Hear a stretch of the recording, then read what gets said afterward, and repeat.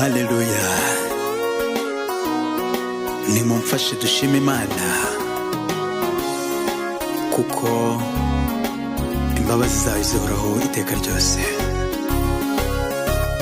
Iyo dufite ibibazo tugapfukama, n'Imana yumva kandi ikadusubiza. Haleluya. Gusenga ni intwaro ikomeye na Yesu yatsindishije gusenga. Mu gashyamba k'Getsemani yarasenze, asenga n'umubabaro mwinshi arasubizwa.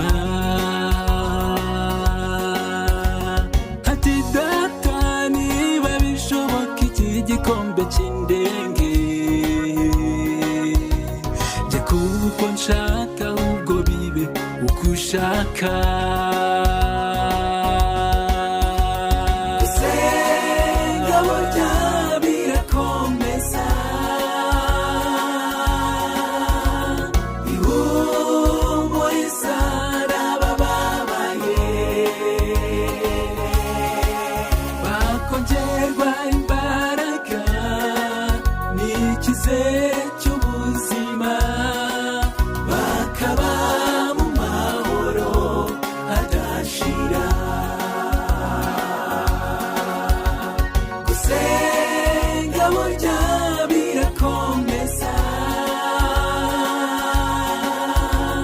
ihumuriza abababaye, bakongerwa icyizere cy'ubuzima, bakaba mu mahoro adashira.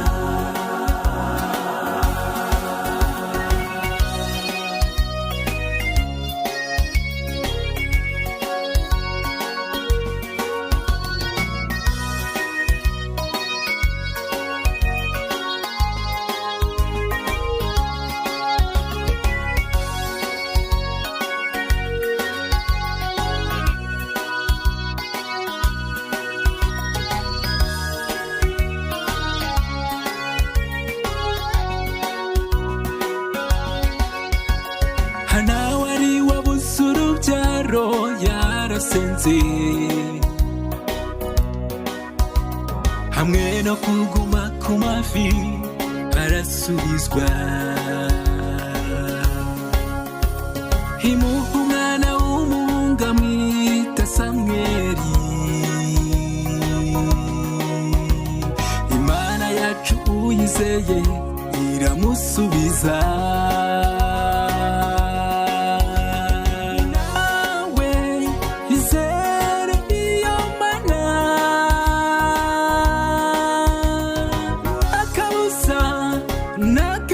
Uzasubizwa.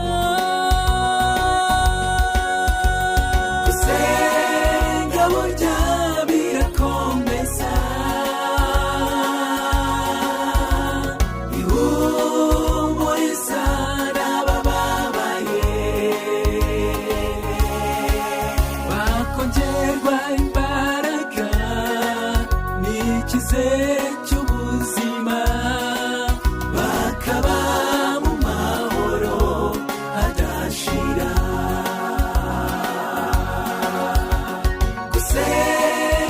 burya birakomeza, ihumuriza abababaye, bakongerwa imbaraga n'icyizere cy'ubuzima, bakaba mu mahoro adashira. Gusenga burya birakomeza, ihumuriza abababaye, bakongerwa imbaraga